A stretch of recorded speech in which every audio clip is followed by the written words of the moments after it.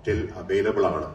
അങ്ങനെ ഒരു .com അല്ലെങ്കിൽ അതിന് ഡൊമൈൻ ഇപ്പോഴും സെല്ലബിൾ ആണ് എന്നുള്ളത് അറിയാൻ സാധിച്ചത്. പോലും അതെന്തുകൊണ്ട് അവർ എടുത്ത് നടക്കുന്നില്ല എന്നുള്ളതിനെ കുറിച്ച്, പിന്നെ അതിനെക്കുറിച്ച് ഗവേഷണം നടത്തിയപ്പോൾ അത് ഗവൺമെന്റ് ഇപ്പോൾ നടത്താൻ ആഗ്രഹിക്കുന്നില്ല, പിന്നീട് നടത്താമെന്നുള്ളത് പിന്നെയും ഡിലേ വരികയാണ് എന്നുള്ളതെല്ലാം അറിയേണ്ട ഇടത്തിൽ ഞാൻ കരുതി എന്തുകൊണ്ടാണ് ആ ഡൊമൈൻ പർച്ചേസ് ചെയ്തുകൊണ്ട് അതൊരു തന്നെ മുന്നോട്ട് പോകുന്നതായിരിക്കും നല്ലത്. അത് നിങ്ങൾ B2C പോർട്ടലാക്കിക്കൊണ്ട് ആ ഒരു പേരിനെ എന്ന് പറയുക ജനങ്ങൾക്ക് ഒരു ടിക്കറ്റ് പോർട്ടലായിട്ട് മാത്രം ഉൾപ്പെടുത്താതെ ഒരു എയർലൈൻ കമ്പനി ആയിട്ട് നമുക്ക് മുന്നോട്ട് കൊണ്ടുവരുന്നതിനെ കുറിച്ച് എന്തുകൊണ്ട് ചിന്തിച്ചുകൂടാ എന്നോ ഒരു ചർച്ച മൊത്തത്തിൽ എന്നെ ഇഷ്ടപ്പെടുന്നവരും ഞാൻ ഇഷ്ടപ്പെടുന്നവരുമായി കൂടുതൽ സംസാരിച്ചപ്പോൾ അവരിൽ നിന്നും കിട്ടിയ ഉത്തേജനം ഒരു എയർലൈൻ കമ്പനി തുടങ്ങുന്നതിനെ കുറിച്ച് ചർച്ച ചെയ്യാനാണ്. അത് ചർച്ച ചെയ്തു.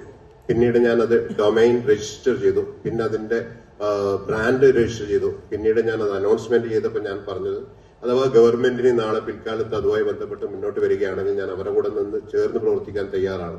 അതിന് വളരെ ട്രസ്റ്റബിൾ ആണ് എന്നുള്ള രീതി. കാരണം നമുക്ക് വരുന്ന CVs തന്നെ ഞങ്ങളിപ്പം എടുത്ത പോസ്റ്റ് ഹോൾഡേഴ്സ് തന്നെ നിങ്ങൾക്ക് മനസ്സിലാക്കാൻ പറ്റും. എയർലൈൻസിന്റെ എല്ലാം താപ്പന്മാരാണ് ഞങ്ങളുടെയൊക്കെ പോസ്റ്റ് ഹോൾഡേഴ്സ് വന്നിരിക്കുന്നത്. അതുപോലെ നമുക്ക് വരുന്ന CVs എന്ന് പറഞ്ഞാൽ ഇന്ന് കറന്റ് എയർലൈനിൽ വർക്ക് ചെയ്യുന്ന CEO ജോബിന് വേണ്ടി റിക്വസ്റ്റ് ചെയ്യുന്നത് ഞങ്ങൾ എയർ കേരളയിലാണ് പറഞ്ഞത്. ബിസിനസ്സിലായാലും ജീവിതത്തിലായാലും അനുവർത്തിക്കുന്ന ഒരു പ്രധാനപ്പെട്ട കാര്യമാണ്.